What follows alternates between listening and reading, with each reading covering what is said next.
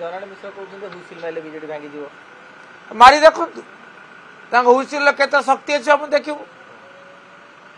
ସେ ଯେତେବେଳେ ନିର୍ବାଚନରେ ଜିତିଛନ୍ତି ସରକାରରେ ଅଛନ୍ତି ସଦ୍ୟ ଉପନିର୍ବାଚନରେ ଗୋଟେ ବଡ ବ୍ୟବଧାନ ଜିତିଛନ୍ତି ତେଣୁ ସେମାନେ ଆନନ୍ଦରେ ବିଭୋର ହେଇଯାଇଛନ୍ତି। ଆଉ ଯିଏ ବିଭୋର ହେଇଯାଏ ସେ ନିଶ୍ଚିତ ଭାବରେ ତାର କେବଳ ମାନେ ଅବାସ୍ତବ କଥା କହେ ଆଉ ତାହା ହିଁ ଘଟୁଛି। ହୁଇସିଲ ମାରିଲେ ଭାଙ୍ଗି ତ ଯିବ ଆଉ କ'ଣ ଦେଖିବି ଆଉ। ସେ ତ କଂଗ୍ରେସରୁ ଏବେ କ'ଣ କି ଏବେ ଏବେ ଇସଲାମ କବୁଲ କରିଛନ୍ତି, ଖ୍ରୀଷ୍ଟ ଧର୍ମରୁ ଯାଇକରି ମୁସଲିମ ଧର୍ମରେ ମିଶିଛନ୍ତି, ସେ କ'ଣ ଜାଣିଛନ୍ତି? ତ ତାଙ୍କୁ କିଛି ଜଣା ନାହିଁ। ସେ ତ ନୂଆ ମୁଲ୍ଲା କରତା ହେ ଜ୍ୟାଦା ହଲ୍ଲା ସେଭଳି ଲୋକ।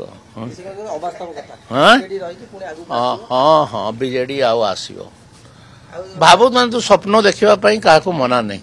ବିଜେଡିକୁ ଆମେ ଭାଙ୍ଗିବା ପାଇଁ ଚାହୁଁନୁ ପରା। ପାର୍ଟିର ନିଷ୍ପତ୍ତି ହେଲା ବିଜେଡିକୁ ଭାଙ୍ଗିବା ପାଇଁ ପାର୍ଟି ଯେଉଁଦିନ ଚାହିଁବ ସେଦିନ ଭାଙ୍ଗିଦେବ, କିନ୍ତୁ ପାର୍ଟି ଚାହୁଁନାହିଁ। ସେଥିପାଇଁ ମୁଁ କହିଥିଲି ହୁଇସିଲ ମାରିଲେ ପାର୍ଟି ଭାଙ୍ଗିବ ଏବଂ ଏଇଟା ଅତି ସ୍ପଷ୍ଟ ଭାବରେ କହିଦେଇଥିଲି ଯେ ଆମର ଷ୍ଟ୍ରାଟେଜି ଅନୁସାରେ ବିଜେପି ବିରୋଧୀ ଭୋଟ ଗୁଡ଼ିକ ଭାଗ ହେବା କଥା। ସେଥିପାଇଁ କେନ୍ଦ୍ର ଚାହୁଁନାହିଁ ବିଜେଡିକୁ ଭାଙ୍ଗିବା ପାଇଁ ଏବଂ କେନ୍ଦ୍ର ଯେଉଁଦିନ ଚାହିଁଲା ସେଦିନ ଏଇଟା ଲୋପ ପାଇଯିବ ପାର୍ଟି।